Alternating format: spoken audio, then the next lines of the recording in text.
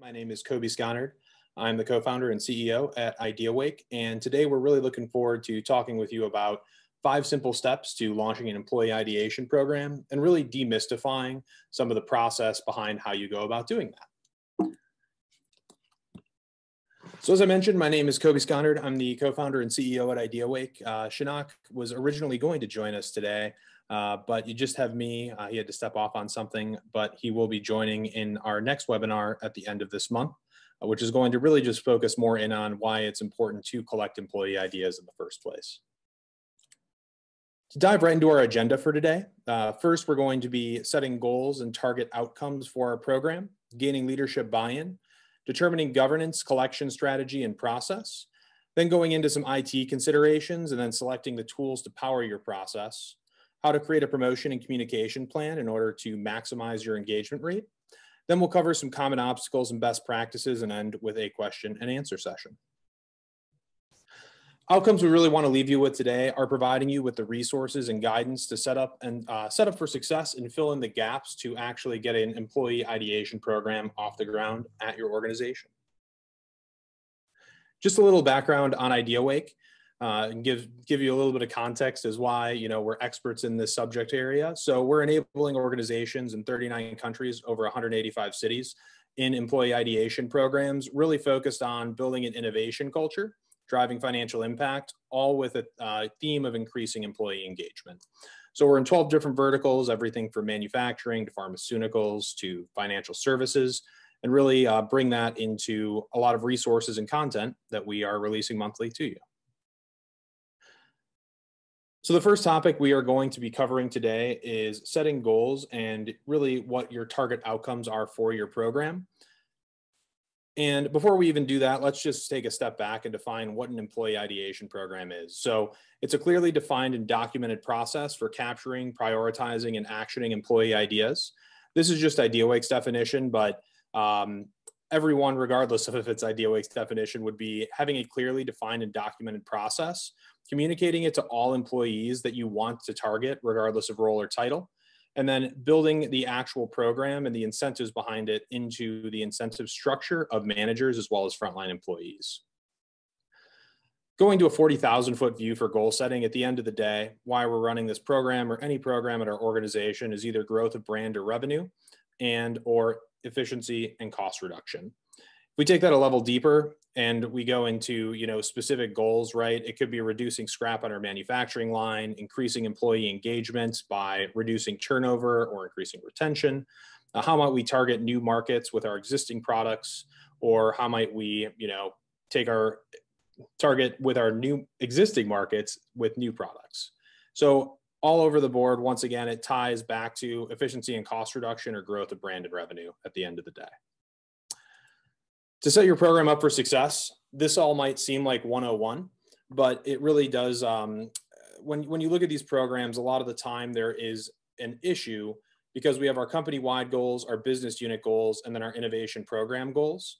And what we want to do is first and foremost, just get those on paper with your team. And the problem is that oftentimes the business unit goal and the innovation program goals are going to be opposed to each other. Business units are incentivized by hitting quarterly and annual objectives around operational KPIs that are clearly presented. Everybody understands them. And the managers and people implementing the ideas at your organization are going to have in their performance reviews hitting those KPIs. They're not measured around necessarily number of ideas they're implementing. They're simply measured on whether or not they're hitting those performance objectives. When you look at innovation, a lot of the time you're looking at longer term horizon projects that can disrupt the business that are not going to help that business unit leader hit their quarterly or annual goals and hence their bonus. So how do you get to your destination given that constraint?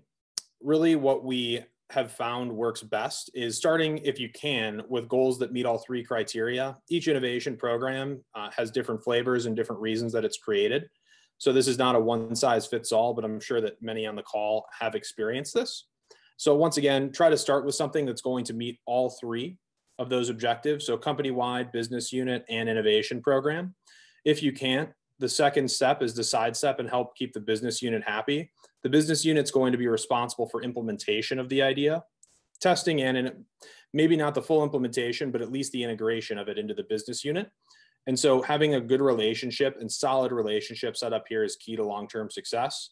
The third place that you can go is company-wide and business unit and actually not hit your short-term innovation program goals. This would be in a short-term situation, and happy to answer more questions about this at the end of the session, because this does get a little bit nuanced. The main point I want to get across here is that you're not going to immediately, 9 times out of 10, you're not going to find something that overlaps with your innovation program goal or your charter, the company-wide goal, and the business unit goal. Most of the time, the business unit goal is going to be diametrically opposed to the innovation program goal. Just kind of showing this, right? In a timeline, your short-term and long-term goals are going to differ. So really in the beginning, when you launch these types of programs, you want to build buzz and quick wins. That's often, those quick wins are going to be things that are short-term time horizon that are going to have a financial value or just a value to the business unit and make them happy. That's going to build stronger relationships and actually allow you to hit step 3, which is your innovation program goals, ultimately allowing you to prove recurring larger financial value. In order to gain buy-in for your ideation program, really what we're going to do here is just take a minute and start to build out the business case for it. So in the last 15 years, 52% of Fortune 500 companies have disappeared. Their average life expectancy was 75 years in 1955. Just 60 years later, it's down to 15. Really what this means, and it's no secret to anybody here, that no industry is safe from new models of delivery. I thought they were safe, then Uber came along. Same with Blockbuster to Netflix. And something interesting that we're watching now is the primary care space within healthcare and kind of looking at the new delivery models like Amazon Care. What this means for your business is that companies really need to continually reinvent themselves and continually be improving, and frontline employees do offer a diverse perspective. We recently did a study where we surveyed over 700 employees across the United States on their attitude toward employee ideas and sentiment. What we found is 62% of employees that responded said that they had ideas to improve their company. 84% have a clear understanding of the challenges facing their company. And if employers were better at hearing their ideas, 90% responded that it would increase their engagement. These ideas go beyond simple HR improvements. So what we found is these are the 5 largest categories, but 57% of respondents said ideas to save time, 29% to improve products, and 32% to grow revenue. And here are just some examples of employee ideas and that diverse perspective. So one of my favorite stories is Amazon Prime. Very few know that that was actually an employee idea submitted by a software engineer. So all these products and services, right, that are out there that are mainstream today were originally invented internally by an employee at a company. Going on the other side of it, so we really looked at the revenue growth side of things there, but employees closest to a product or process have the best insights on how to improve it. Great example is one of our partners, Exam One, had 1.4 million in 6-month savings from 392 ideas. It ended up being about 15 ideas that were implemented, things that were really simple, like making a form field required. One of the agents realized that they were losing hundreds of thousands of dollars a year because there was an error from a form not being filled out correctly. By simply making one form field required, it resulted in over $180,000 in savings. Finally, 30% of workers strongly agree that their opinion seemed to count, according to a 2017 Gallup study. But by increasing this from 30 to 60%, Gallup projected a 27% reduction in turnover, 40% reduction in safety incidents, and a 12% increase in productivity. Just a case in point here proving, and not just from a study or from a survey, but actual examples. So another one of our customers, Squaw Valley Alpine Meadows, increased 6-month engagement by 74%, according to McKinsey's Organizational Health Index. What they did was did a health index before launching this program and announcing it 6 months after. So really empowering employees with a voice, right, and making them feel like their ideas are heard does have material impact to engagement, thus financial value to the company. Now, hopefully that gave you some ammunition in order to be able to sell, right, internally for the value. And once again, we'll send out the recording of this after the session and send this PowerPoint out to all the attendees as well. But next, we're going to dive into governance, collection strategy, and different types of innovation process that you can employ. So the big questions that you're probably asking around governance are, who are we going to engage? Is it going to be the whole company or a subset? Are we going to continuously collect ideas or only collecting them at certain times of the year? The steps to approve or disapprove an idea, how do we evaluate ideas and select them? And then what's the handoff process look like? And finally, incentives. So quite a few subjects to cover here. So let's dive right in.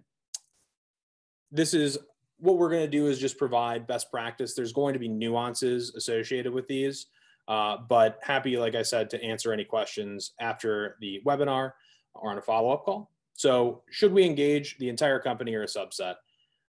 If what we found is best practice is if you're over 5,000 employees and you have never launched one of these programs before, it's often best to do it within an individual department, as long as that department has over 500 employees. If you're under 5,000, we suggest just going to the entire company right away. The amount of effort that you're going to put in is going to be relatively similar for doing the entire company versus a subset if you're under that 5,000 person threshold. And you're going to get a lot more benefit around the cross-functional collaboration and just sheer number of ideas, right? The sample size that you're tapping into of ideas, which is going to produce a better result for you. For the collection strategy, really there's two different types of collection strategy. You have continuous, oftentimes this refers to like continuous improvement programs or the general suggestion box that people think of. And then you also have periodic and time-based on the other end of the spectrum.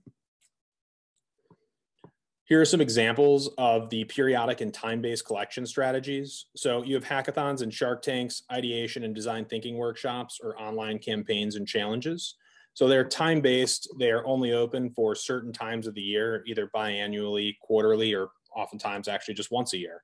And then outside of that, you do not have ideas being posted or collected in the company. There's advantages and disadvantages to each. But if you look at the benefits of continuous in collection, never miss out on a good idea. And employees are not, they're always going to have a place to go, right? To share and have that outlet. The downsides of that though, is it's really hard to keep up engagement when it's not scheduled around those time-based events. You're often going to receive ideas not related to strategy or goals. And you can receive, especially upfront, an overwhelming number of ideas and then miss progress communications, which we're going to cover is the single greatest factor when looking at long-term success of these programs. When you're doing periodic or time-based collection, the benefits of that is you can control the influx of ideas. It's easier to get buy-in actually from leadership to start a program. When you can sell it from a standpoint, it's not going to be a continuous cycle of ideas. We're just going to do this twice a year to begin with, test it out, and then see how well it works. And it also is going to result in higher engagement rates on average because you're treating it like a special time-based event and you can market it as such. The biggest disadvantage of doing the periodic or time-based events is that it's going to be harder to regain momentum in between launches of these initiatives.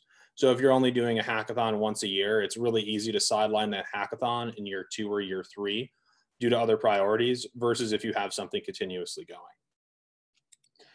Our suggestion overall is if it's possible, if you only have one or the other option to get started, doing periodic and time-based collection is ideal, but then quickly going and getting continuous collection in between those periodic and time-based collection events is what we found works best and also reduces the chances that you're going to basically have the hackathon or Shark Tank that's annual get postponed if you have something that is continuously open.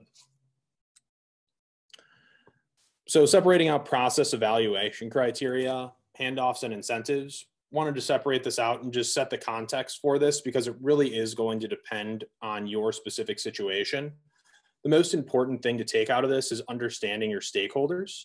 So breaking down the different ones, the first 3 are pretty self-explanatory. You have the person that's submitting the idea. You have initial evaluators who are going to be responsible for shortlisting and routing ideas. And then you have approvers who are the very specific definition here. They're budget owners who have the ability to approve or disapprove the idea, and they own the resources in order to implement the idea. But then things get a little bit more nuanced. So when you think of implementation, we like to separate that out between people who are responsible for validating and then integrating the idea into operation. So validators would be doing like a pilot test or proving the value of the idea on a short-term or smaller basis.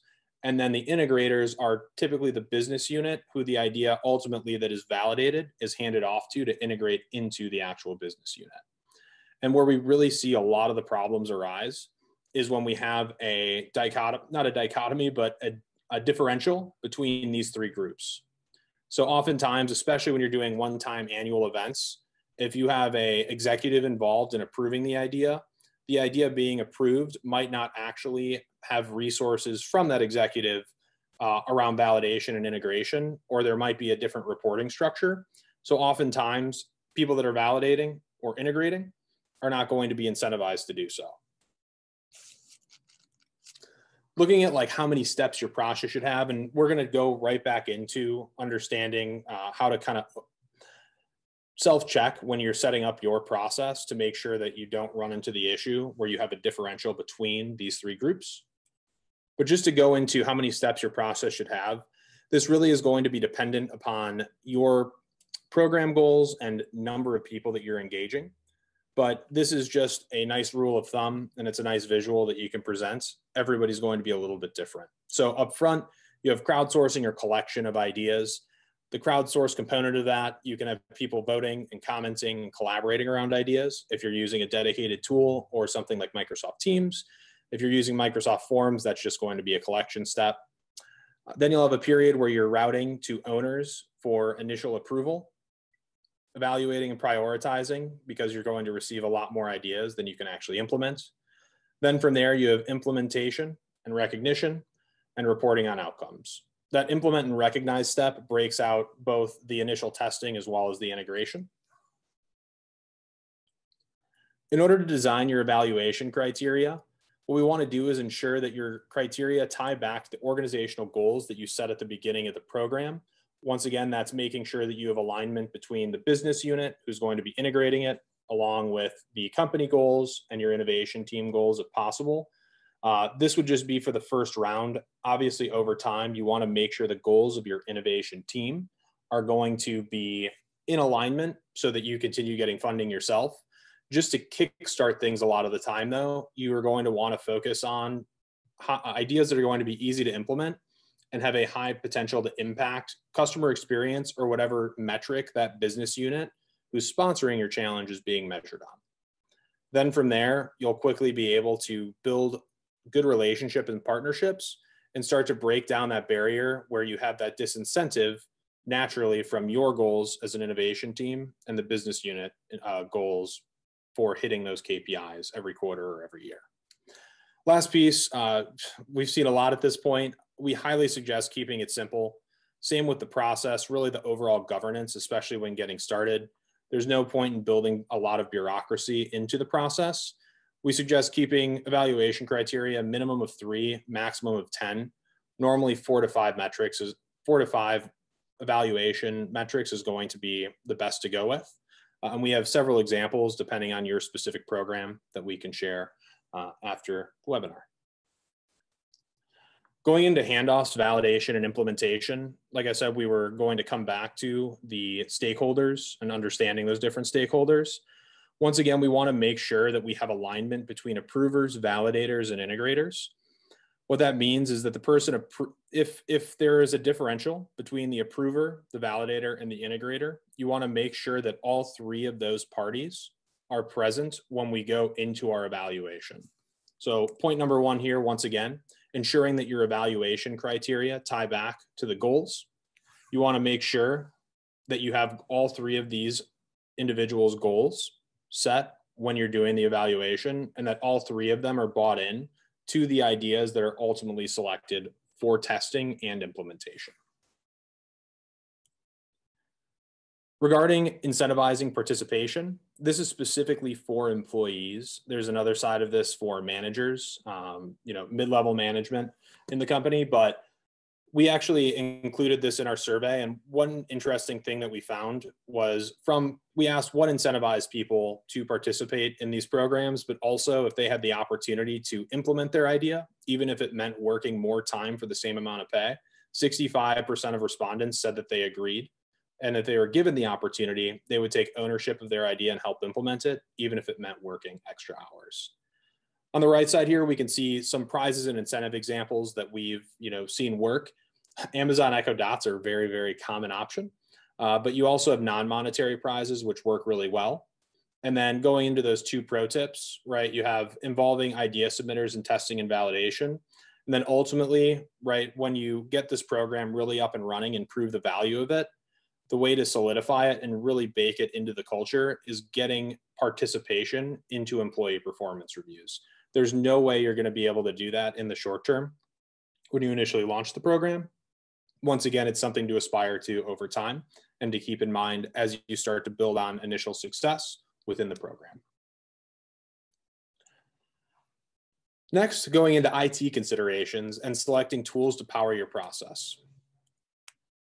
Really, there's 3 different mechanisms at a high level that we've seen that work for powering these programs. You have Google Forms or Microsoft Forms. You have Slack, and then you have dedicated tools like we provide Ideawake. And what we found is that Google Forms and a Slack channel work well for 50 participants or less. With Google Forms or Microsoft Forms, you can do this internally or externally. Slack is releasing some new tools that allow you to go external. We haven't tested those yet. But normally, and from our suggestion, if you're under 50 people and you're only focusing internally, Slack can work. Once you go over that 50-person threshold, going to a dedicated solution, there's plenty out there. You don't just have to look at Ideawake, but it powers internal or external processes depending on which you go with, and really helps with the automation of the critical processes, and have that in the next slide here. So the collection strategy that each of those supports, Microsoft Forms could be continuous or periodic. Teams and Slack, continuous only. Dedicated platform, depending on which you go with, would be continuous or periodic as well.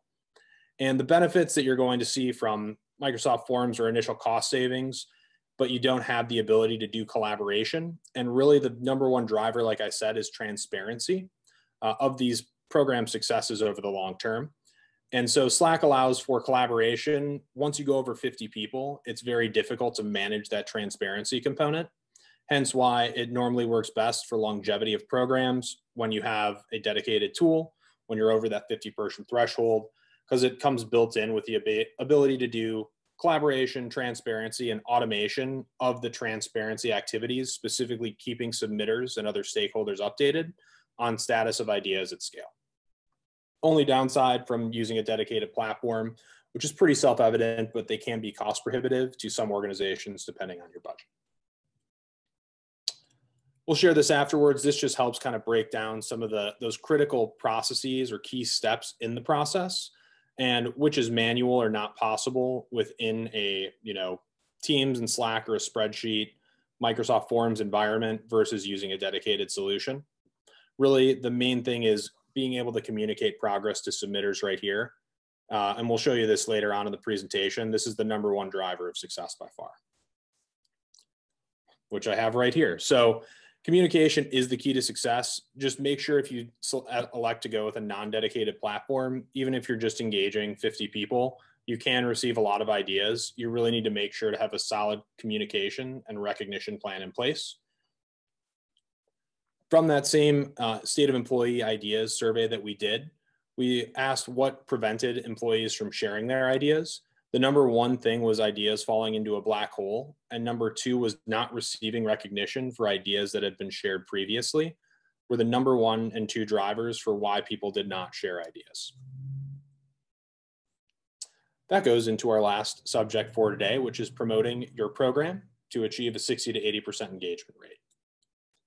So what's in your communication plan is unique branding and name for your program, setting up uniform messaging and communications, having a plan not just for the launch of your program or events, but also looking at after ideas are collected, what is the, who's responsible for, and what are the communications that are going to go out to employees. We break down promotion methods into 2 different types, online and offline. Really, offline isn't very available now because of COVID. But online promotion mechanisms are company e-newsletters featuring on company intranet, dedicated pre-launch emails, and TV slideshows if you do have TVs. For these pre-launch emails, this is just a really good example. that we break down, the different components from the communications plan. You can see here, this is company Kennedy's. They have a special brand called the Ideas Lab.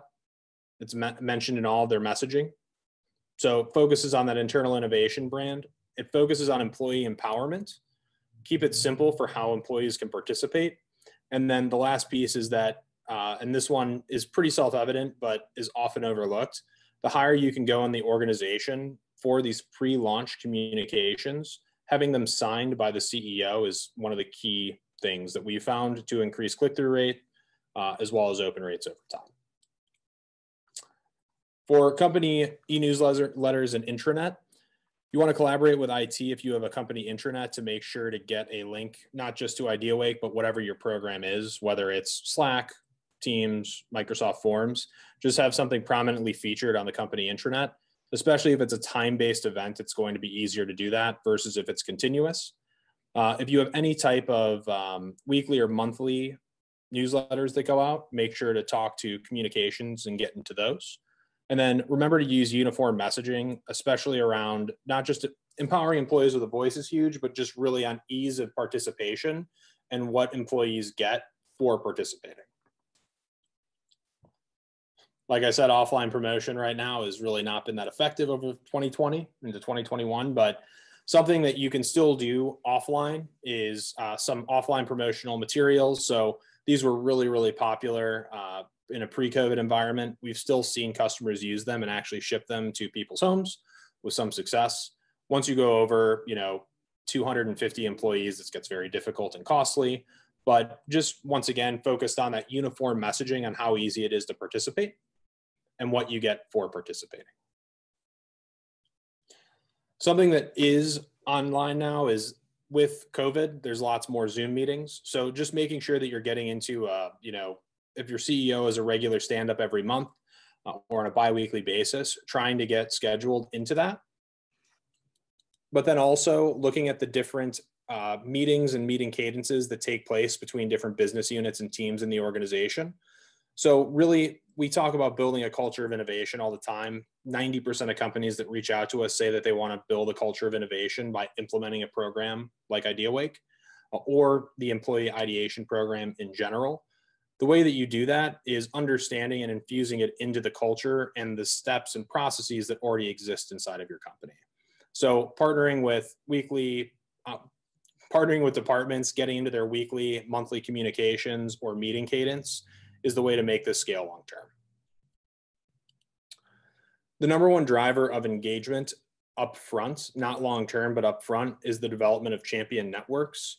Champion networks are a fancy way of saying mid-level managers or frontline employees that are going to have a lot of exposure and daily interaction with the majority of your workforce. With larger organizations, you can think about breaking it down by either department or location. So you have a champion per department or a couple of champions per department and location. They're actually the boots on the ground that are helping promote the program and asking employees about it now, not normally in person, but at least via Slack channel, direct message, asking if people have participated. It's been monumental in helping get the word out. And like I said up front, the single greatest driver of success for that initial engagement. What they're responsible for, this really, once again, depends on the mechanism that you're using for your program. But number one, in all situations, is promoting participation. If you're using Slack or a dedicated platform, commenting and voting for ideas is another thing that we really encourage them to do. We do a lot of A/B testing on our communication. So something we found, all communication should focus on empowering employees with a voice and actually avoiding overusing the term innovation. So the only thing we've been able to discern from this is that employees don't necessarily see themselves as innovative, but they do see themselves as having ideas and suggestions.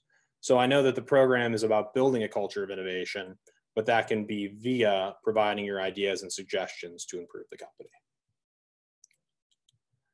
To finish up, a couple best practices, common obstacles, and taking action.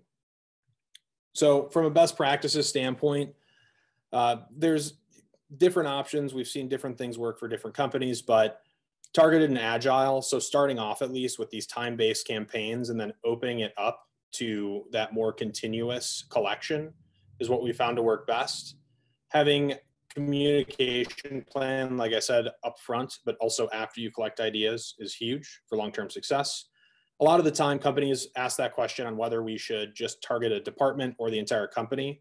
Like I said, we've seen a ton more benefit as long as you're under that 5,000 employee threshold of doing things company-wide and making it cross-functional.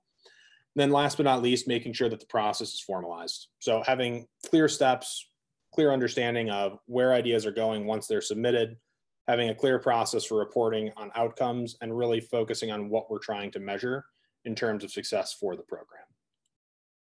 Common tactical mistakes. I can't say this stuff enough for the, updating employees on idea status and not providing recognition and feedback. But also upfront, making the idea posting form too complex. A lot of the time we see companies come in with 20 fields that are required to submit an idea. Try to make it, especially early on, easy to participate, make it no more than 5 fields. The last piece of suggestion from common tactical mistakes is not regularly analyzing financial or other impact if you're not immediately measuring financial impact, and communicating that to decision makers in the organization to make sure you keep buy-in for the program. Just wanted to reshare this again, and just once again, preventing employees from sharing their ideas. The 2 biggest ones were ideas falling into a black hole and then not receiving recognition. So idea gets implemented and then employee doesn't hear back on it ever. And then they don't get recognized once their idea is implemented and they're like, hey, that was my idea. Thanks for letting me know when you let the company know. It's as simple as understanding who submitted the idea and making sure to shout them out when it's announced company-wide so that they feel valued for sharing that idea. 95% of the ideas you receive are not going to be implemented. And what we found from the data, both like practice within our platforms, as well as the different surveys and studies that we've referenced, is that employees care a lot less about whether their idea is implemented versus hearing regular status updates on where it's going.